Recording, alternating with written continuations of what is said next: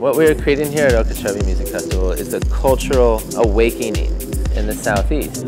And we're bringing a lot of things that we developed and created and know how to do from the West Coast. I believe this is a movement. This is an art movement that has been going on for quite some time. And it's this large-scale, interactive, performance, immersive art world. And it is absolutely the next big thing.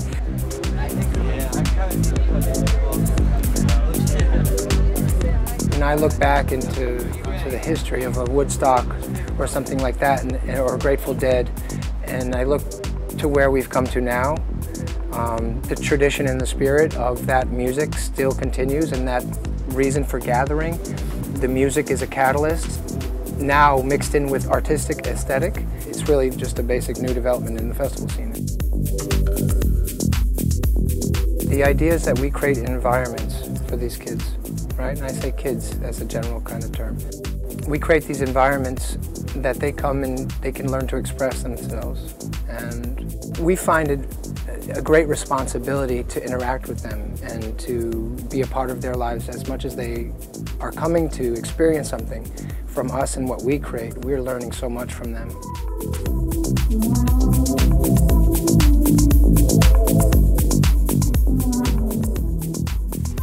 The mana, the intention of making a really sacred space for these people to come into and creating, a safe place for people to be people and for art to be art. They're coming here for answers. They're coming here to learn. They're coming here to have experiences with like-minded people.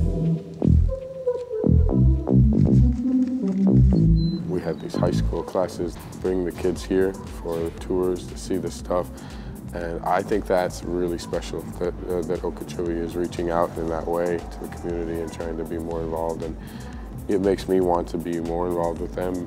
I always knew I wanted to be an artist, but I never knew how I'd make that. It's a whole path in itself. And the more times you fail, the more times you try building something and it doesn't work, you learn. And so for me, it was just finding the space, just make time for myself to do what I cared about,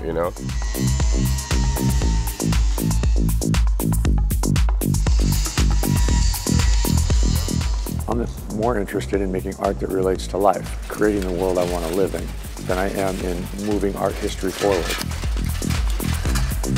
I see the same thing over and over again all over the world. People are drawn to something, they see it as something that's beautiful and it's moving and it makes sound, and they come up and they're like, this is trash. And so in that moment, what you think is beautiful has been changed, it's been altered. It's the simplest construction with stuff that's lying around in every city. Anyone could make it. I mean, in this case, we were able to get everything from the catering, the food, the trash generated here on site. So taking things and redefining what they are, whether it's making them beautiful or giving them value that they didn't have or that it wasn't perceived to have. Human beings were created to create. I've always said there's no rules, there's no good, there's no bad. You can't make a mistake. That's what art's all about. Because it's wide open. There is no definition. You create the definition. This is what separates people. The people that are courageous enough to go forward and not care what other people think or what other people are going to say are able to go on that journey. You persevere. You choose love over fear.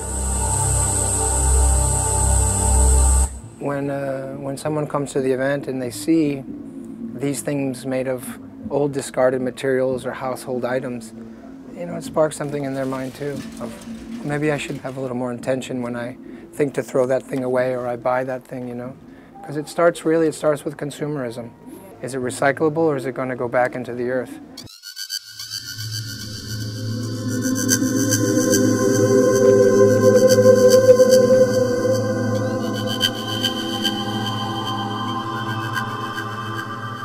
When I arrived here this year, there was a few other artists on site, and for the first week there was only about 7 or 8 of us.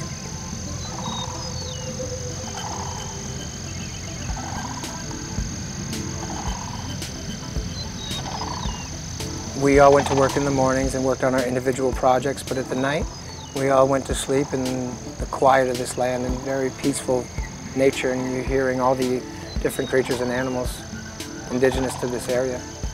And it's very, very beautiful. It's beautiful. This space is so magical and well cared for, but yet wild.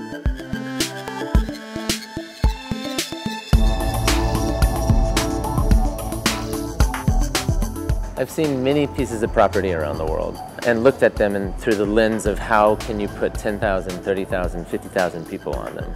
And this land is by far the most glorious land that you will ever find in festival.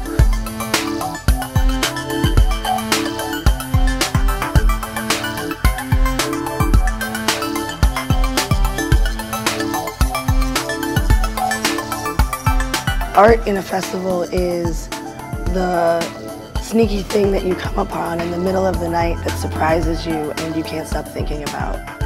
It's the magical places that you end up and that you didn't even know existed. Like if you've been at the Tea Lounge, they have not only just a nook inside of a forest, but they also have, even behind that, if you explore even further. So for people who come to festivals, I think they're looking for the opportunity to have exploration into the wild. Art creates those spaces where you can step out of your place in the world for just a minute, hopefully. And a lot of times with the art that gets made for projects, for festivals, you get to touch it. And that is something that galleries don't actually allow you to do.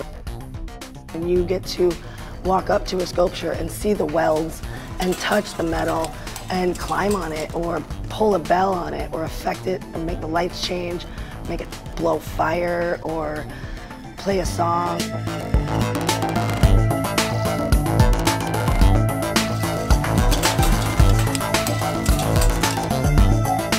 Like you can get it from a band on a stage, but you can get it just as much from a statue in a field.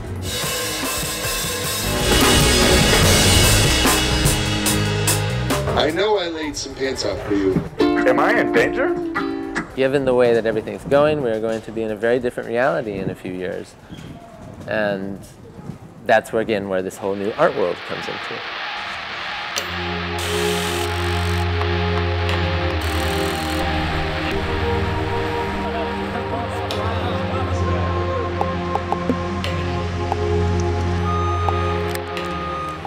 I really, really enjoy the work, the labor of it. To me, the art is prayer, is my life, it's my ability, and to do that is a great honor for me that I don't take for granted anymore.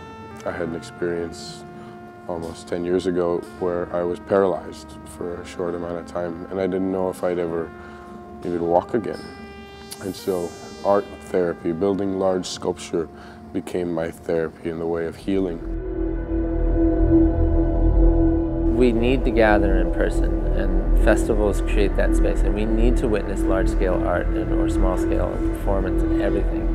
And then from there you can create change. You can create something where at least you can flip a switch, maybe. You know, at least you can send somebody home and then think a little bit differently about the world.